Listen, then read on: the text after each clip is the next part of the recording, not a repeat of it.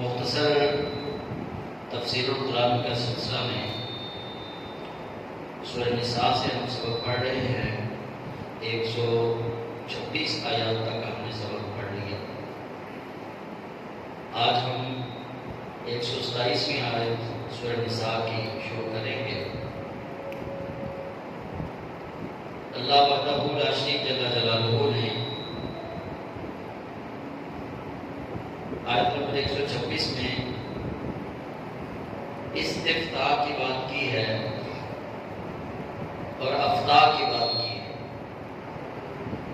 استفتاء کہتے ہیں فتویٰ پوچھنے کو، فتویٰ لینے کو استفتاء کہتے ہیں، اور فتویٰ جس کو ہم کہتے ہیں اس کو افتاء کہتے ہیں۔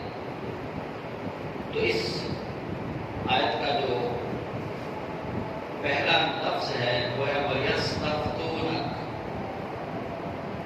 اور وہ آپ سے فتویٰ معلوم کرتے ہیں۔ تو اس آیت میں استفتاء کا لفظ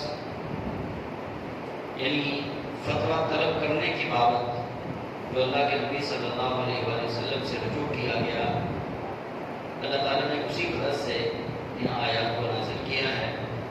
اس میں یتیموں کے حقوق ہیں، یتیم بچوں کے حقوق ہیں، کمزور بچوں کے حقوق ہیں، اور خواتین کی بات اللہ تعالیٰ نے کی ہے کہ مرد اور بیوی کو کس طرح رہنا چاہیے، ان کو آپسی معاملات جو ہیں ان کو کس طرح حل کرنا چاہیے۔ اللہ تعالیٰ ارشاد فرماتا ہے اعوذ باللہ من الشیطان الرجیم بسم اللہ الرحمن الرحیم وَيَسْتَفْتُونَكَ فِي النِّسَاءِ قُلِ اللَّهُ يُفْتِيكُمْ فِيهِنَّ وَمَا يُتْلَىٰ عَلَيْكُمْ فِي الْكِتَابِ فِي يَتَامَى النِّسَاءِ اللَّاتِي لَا تُؤْتُونَهُنَّ مَا كُتِبَ لَهُنَّ وَتَرْغَبُونَ أَن تَنكِحُوهُنَّ وَالْمُسْتَضْعَفِينَ مِنَ الْوِلْدَانِ وَأَن تَقُومُوا لِلْيَتَامَى بِالْقِسْطِ وَمَا تَفْعَلُوا مِنْ خَيْرٍ فَإِنَّ اللَّهَ كَانَ بِهِ عَلِيمًا۔ وَيَسْتَفْتُونَكَ فِي النِّسَاءِ، اے محبوب کریم صلی اللہ علیہ وآلہ وسلم، وَيَسْتَفْتُونَ، وہ فتویٰ طلب کرتے ہیں کا آپ سے۔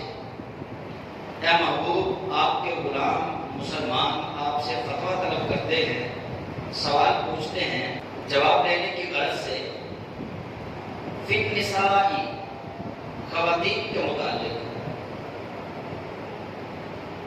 خواتین کے متعلق یہ سوال کیا گیا نبی کریم صلی اللہ علیہ وسلم سے، تو رب الجلال نے اس میں بات کی ہے۔ یہاں پہ آپ بات پہلے سمجھ لیں، اللہ تعالیٰ کی کسی بھی بات کو، اللہ کے کسی بھی حکم کو ہم فتویٰ نہیں کہہ سکتے، چونکہ فتویٰ دینا بندوں کا کام ہے۔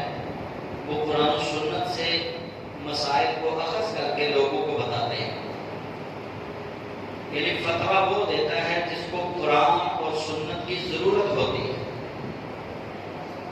کوئی بندہ آج خود فتویٰ نہیں دے سکتا۔ جو مفتی ہے، مفتی اس کو کہتے ہیں جو قرآن و سنت سے دلائل پیش کرے، قرآن و سنت سے کسی مسئلہ کو اخذ کرے، اور پھر اس کے ساتھ وہ ائمہ مجتہدین کے اقوال کی روشنی میں قرآن و سنت کے مسائل کو دیکھتے ہوئے فیصلہ اخذ کرے یا فتویٰ دے۔ جو کہ مفتی کے لیے احتیاج ہے، یعنی مفتی محتاج ہے قرآن کا، سنت کا، اس لیے ہم اللہ کو مفتی نہیں کہہ سکتے، اللہ کو ہم فتویٰ دینے والا نہیں کہہ سکتے، کیونکہ عرف عام میں ایک قاعدہ اور بنیاد سیٹ کر دیا گیا کہ مفتی کون ہے۔ مفتی وہ ہے جو قرآن و سنت کا محتاج ہو، جو قرآن و سنت سے روشنی لے کے لوگوں کو روشنی دکھائے، وہ مفتی ہے۔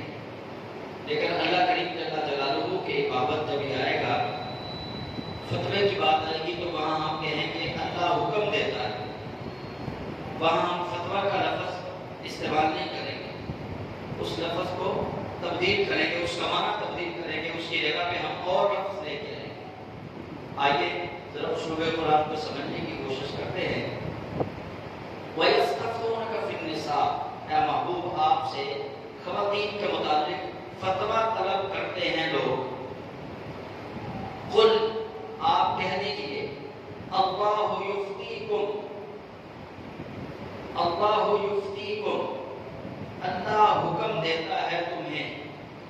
یفتی کا اگر ہم لفظی معنی کریں گے تو پھر آئے گا اللہ فتویٰ دیتا ہے، پھر اس کا معنی یہ بنے گا اللہ فتویٰ دیتا ہے۔ لیکن ہم احتیاط کریں گے، اللہ کے لیے فتویٰ کا لفظ جو ہے وہ اللہ کی طرف اس کی نسبت نہیں کریں گے۔ قل، اے محبوب آپ کہیے، اللہ یفتیکم فیہن، اللہ عورتوں کے متعلق وہی سابقہ حکم دیتا ہے، جو پہلے اللہ کا حکم ہے وہی اب اللہ کا حکم ہے۔ وَمَا يُتْلَى عَلَيْكُمْ فِي الْكِتَابِ فِي يَتَامَى النِّسَاءِ اللَّاتِي لَا تُؤْتُونَهُنَّ، اور جو تلاوت کیا گیا تم پر، جو سنا دیا گیا تمہیں کتاب میں سے یتیم عورتوں کے بارے میں۔ پیچھے ہم سورہ نساء میں پڑھ چکے کہ اللہ کریم جل جلالہ نے یتیم بچیاں لے کر جو وارث پالتے تھے نا، کچھ لوگ سرپرست بنتے تھے یتیم بچیوں کے، عرب کے اندر۔ اچھا، جب بچی ان کی وراثت میں آ جاتی، وہ بچی کے وارث بن جاتے، تو بچی کی وراثت کے اندر کچھ چیزیں ہوتی تھی، کبھی مکان، کبھی زمین، کبھی کوئی مال و دولت۔ وہ جو بچی کی پرورش کرنے والا سرپرست ہوتا تھا نا عرب میں، کبھی تو اس کا دل یہ کرتا کہ اس مال و متاع کی وجہ سے میں خود ہی اس کے ساتھ شادی کر لوں۔ کبھی وہ یوں کرتے عرب کے اندر جو یتیم بچیوں کو پالتے تھے، کبھی وہ یوں کرتے کہ بچی جوان ہوتی، انہیں بچی میں دلچسپی نہیں ہوتی تھی، بچی کے مال میں دلچسپی ہوتی تھی، وہ بچیوں کا یا تو مال ہڑپ کرتے یا پھر باطل طریقے سے ان کو رکھتے۔ باطل طریقہ کیا تھا کہ نہ ان سے شادی کرتے، نہ ان کی کہیں اور شادی کرتے، ان کو لٹکا کے رکھتے، درمیان میں آس اور امید بھی دلائے رکھتے تھے، درمیان کے اندر ان کو لٹکا کے رکھتے تھے۔ پیچھے غرض کیا ہوتی تھی کہ ان کا جو مال و متاع ہے، ان کی جو وراثت میں چیزیں ہیں وہ ہمیں مل جائیں۔ اور کچھ یتیم بچیوں کو پالنے والے وہ یوں کرتے تھے کہ بچیاں جوان ہو جاتی، ان کی نظر ان کے مال پہ، ان کی شادی کرتے ہی نہیں تھے، شادی نہیں کرتے تھے۔ لیکن اس بابت صحابہ نے سوال کیا کہ یا رسول اللہ، عورتوں کے متعلق کیا فتویٰ ہے؟ عورتوں کے متعلق ہم سوال کرتے ہیں، آپ ہمیں بتائیں کیا احکامات ہیں؟ تو نبی پاک صاحب رولاد صلی اللہ علیہ وسلم نے فرمایا، وہی جو سابقہ حکم ہے، اللہ نے جو تمہیں تلاوت کلام پاک کی نوعیت کے طور پہ تمہیں کتاب کے اندر سنا دیا ہے، تلاوت کر دی گئی ہے تم پر، وہی احکام ہے۔ فی یتامی النساء اللاتی لا تؤتونہن ما کتب لہن، ان یتیم عورتوں کے متعلق کہ جن کا تم انہیں حق بھی نہیں دیتے جو ان پر فرض کیا گیا ہے۔ لا تؤتونہن، تم ان کو نہیں دیتے، ما کتب لہن، جو فرض کر دیا گیا ان پر، ان کی وراثت کا حصہ ان پر جو فرض کیا گیا ہے تم وہ ان کو عطا نہیں کرتے۔ لیکن اللہ کریم تمہیں ان خواتین کے بارے میں اپنا سابقہ حکم سناتا ہے، اللہ اپنے احکام تمہیں بتاتا ہے قرآن پاک کی صورت میں کہ تم ان کے متعلق اللہ سے ڈرو۔ اور ایک ان کی حالت یہ تھی، وَتَرْغَبُونَ أَن تَنكِحُوهُنَّ، اور اللہ فرماتا ہے کہ تمہارے دل میں ان یتیم بچیوں سے، تمہارے دل میں یہ رغبت بھی ہے کہ تم ان سے نکاح بھی کرو، یعنی تم دل میں یہ بھی رکھتے ہو کہ ان سے نکاح بھی کرو، لیکن تم ان کا حق ان کو ادا نہیں کرتے۔ اس سے بڑا دو چیزیں ہیں حق سے مراد، ایک تو حق میں ہے، دوسرا وہ جو ان کو مال وراثت ملا تھا وہ۔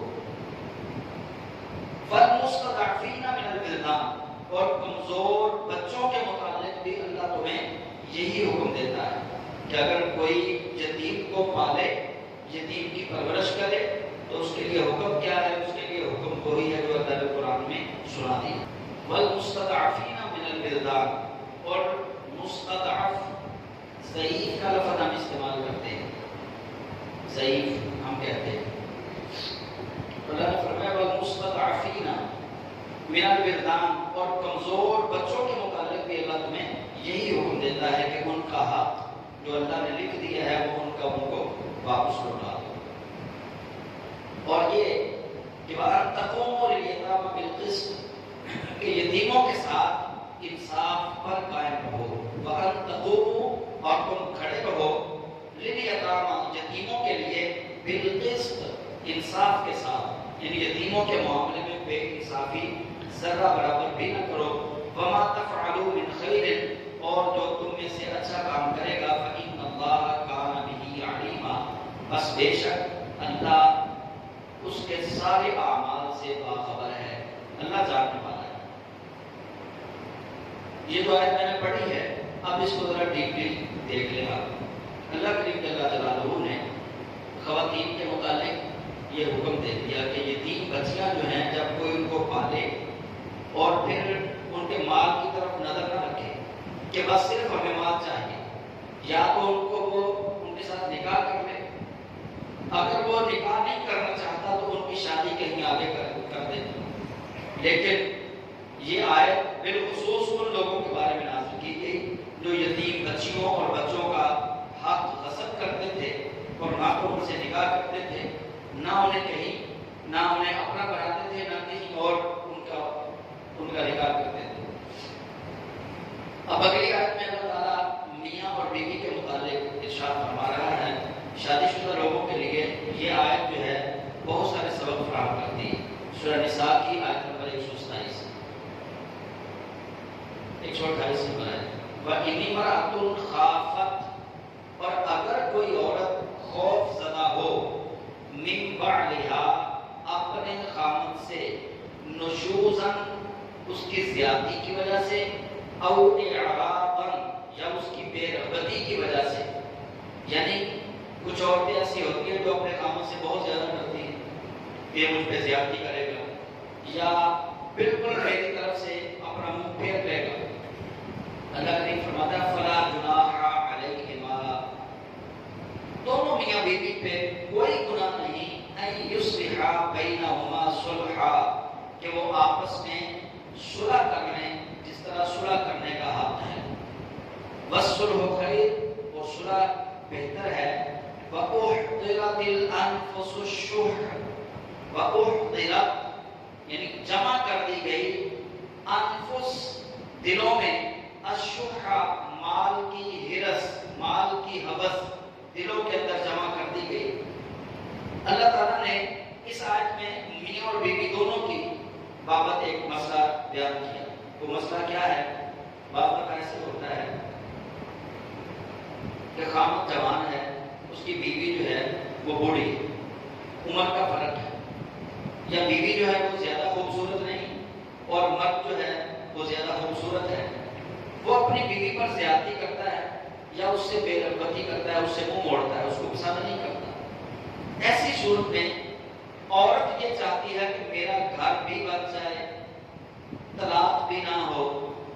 اللہ تعالیٰ نے اس کے لیے یہ آیت نازل فرمائی کہ پھر ایسا کرو، ایک دوسرے کو کچھ اپنے حقوق معاف کروا لو، شورا صفائی کے ساتھ بیٹھ کے حقوق ایک دوسرے کے معاف کروا لو۔ جیسے حضرت سودا ام المؤمنین سیدہ سودا رضی اللہ تعالی عنہا، ہماری ماں، نبی پاک صاحب الولاد صلی اللہ علیہ وآلہ وسلم کی زوجہ محترمہ، مومنوں کی ماں، حضرت سودا رضی اللہ تعالی عنہ، ان کو پتہ چلا کہ نبی کریم صلی اللہ علیہ وآلہ وسلم انہیں طلاق دینا چاہتے ہیں۔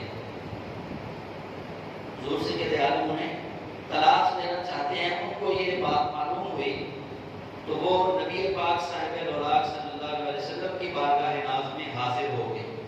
انہوں نے عرض کی یا رسول اللہ صلی اللہ علیہ وسلم، آقا آپ مجھے طلاق نہ دیں، آپ چھوڑے نا، میں یہ کرتی ہوں کہ اپنا حق عائشہ کو دیتی ہوں،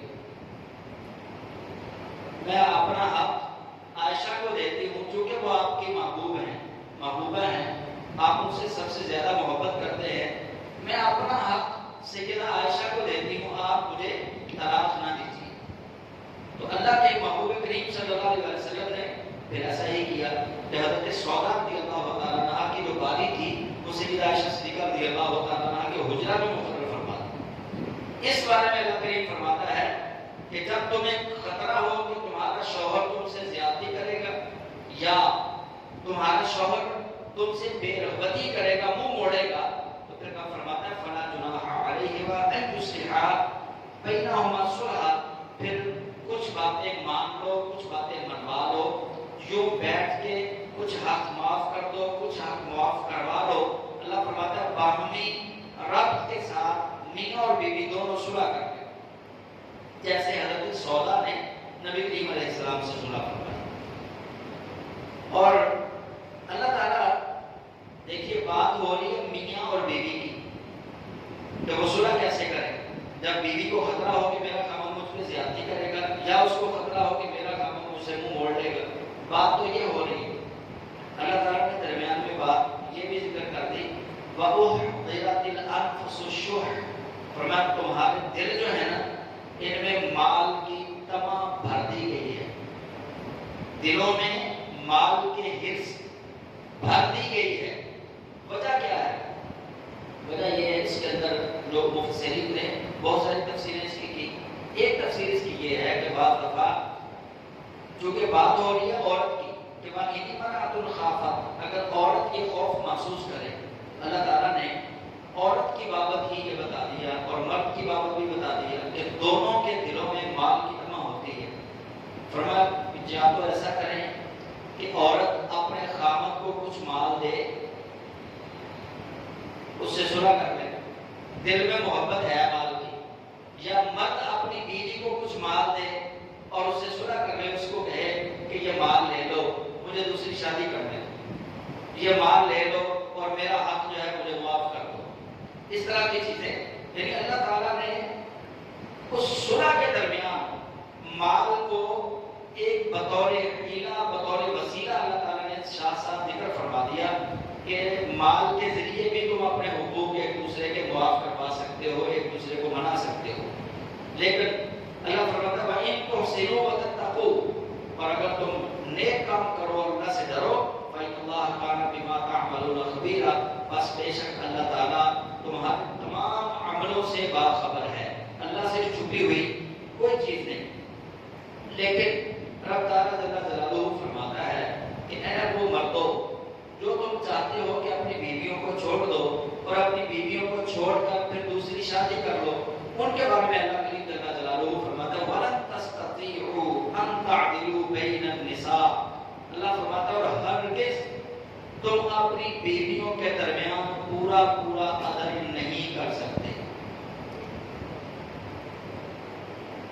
کوئی شخص اپنی بیویوں کے درمیان پورا پورا عدل نہیں کر سکتا۔ وَلَن تَسْتَطِيعُوا، اور ہرگز تم استطاعت نہیں رکھتے ان تعدلوا، کہ تم عدل کرو بین النساء، اپنی عورتوں کے درمیان۔ 2 شادیاں یا 3 شادیاں یا 4 شادیاں کروانے کا خواہشمند ہے، شریعت نے اس کو روکا نہیں، کروا دے، لیکن اللہ تعالیٰ یہ فرمانا رب کہتا ہے کہ ہرگز تم استطاعت نہیں کرتے کہ ان کے درمیان عدل و انصاف کو، مساوات کو، برابری کو قائم رکھ سکو۔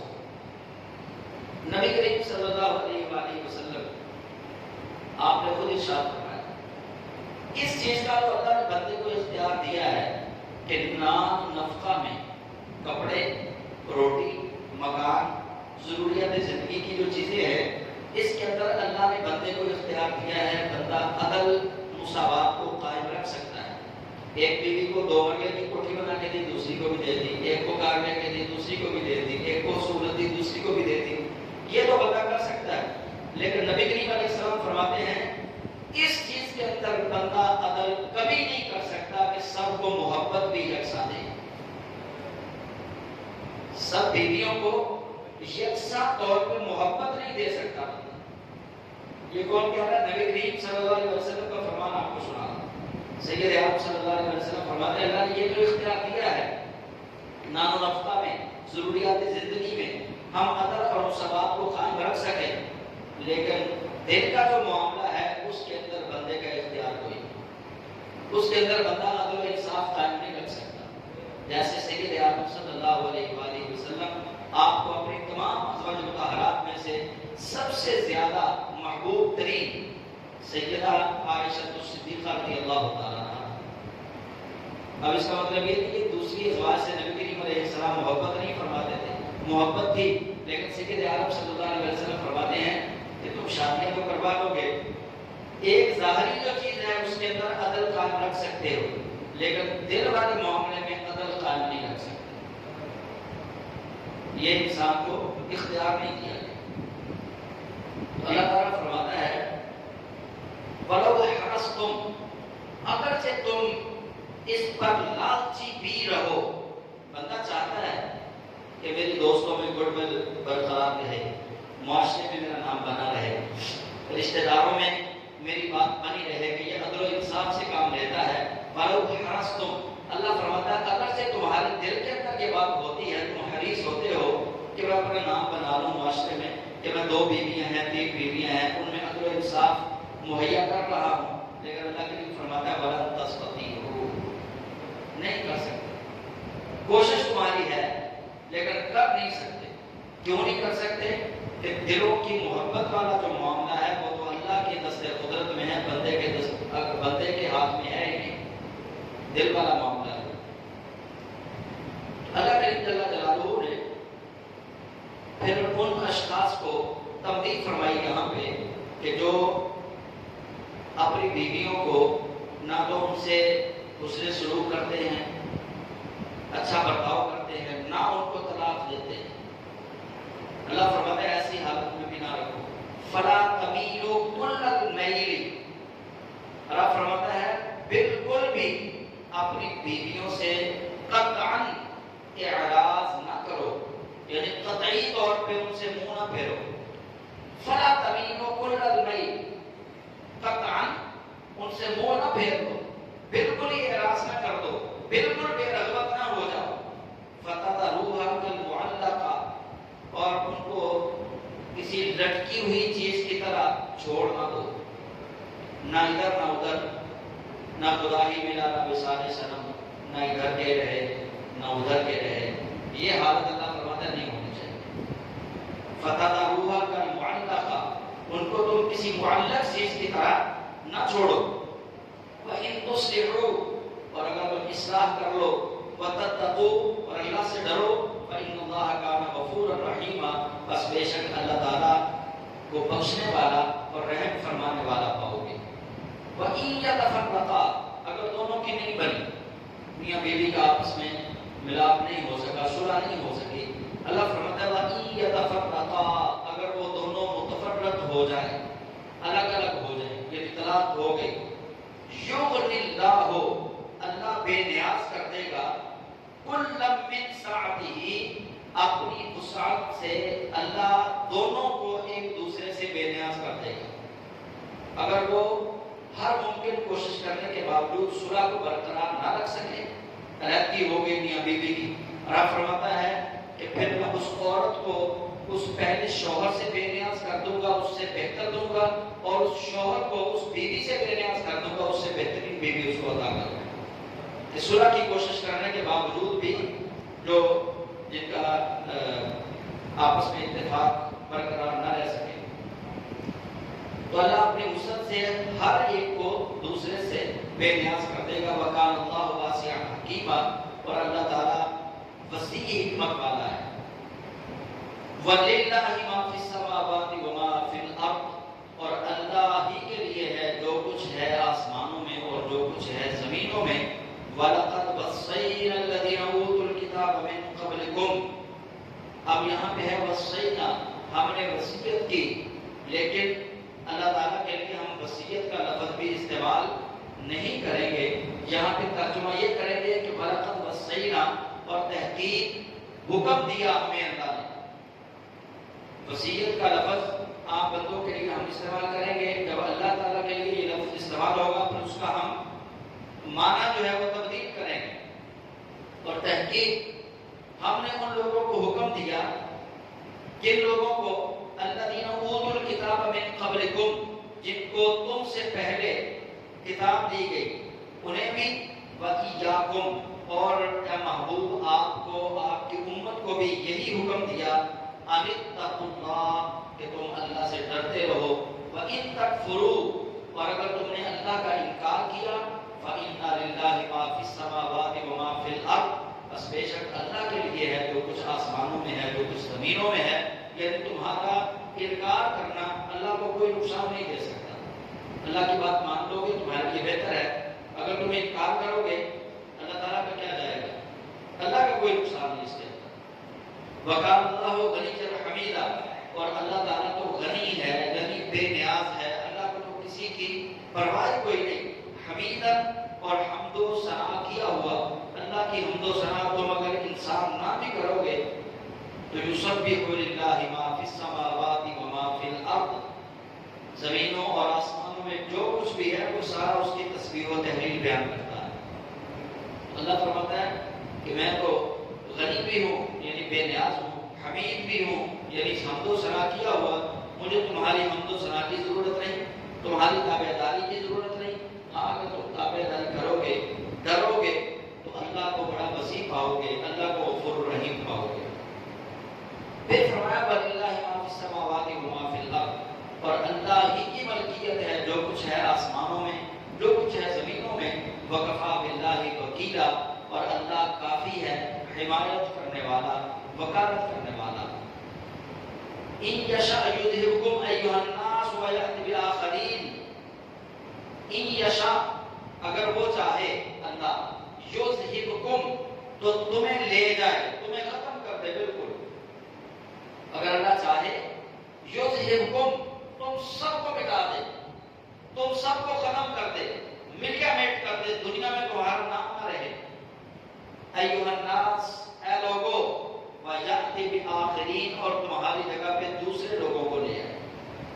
یعنی اللہ تعالیٰ اگر چاہے تو وہ یہ کر سکتا ہے کہ ایک آنے واحد میں وہ تم سب کو ختم کرے اور اس کی جگہ پہ تمہاری جگہ پہ کسی اور کو لے، ایک اور قوم آ جائے۔ وَكَانَ اللَّهُ عَلَىٰ ذَلِكَ قَدِيرًا، اور اللہ اس بات پر پورا قادر ہے، اللہ قدرت رکھتا ہے۔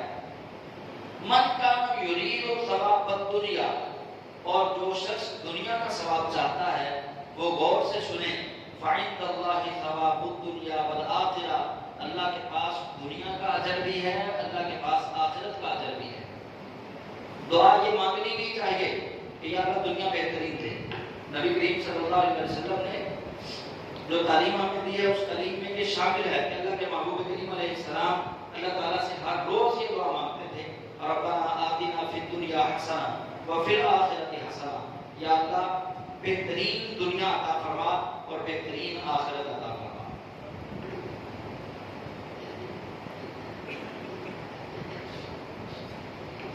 اسی طرح ہمیں یہ حکم دیا گیا کہ تم کبھی بھی اللہ تعالیٰ سے دنیا کا سوال مت کرو، اللہ تعالیٰ سے جب بھی مانگنا ہے تو رب سے دنیا اور آخرت دونوں کی طرف کرو۔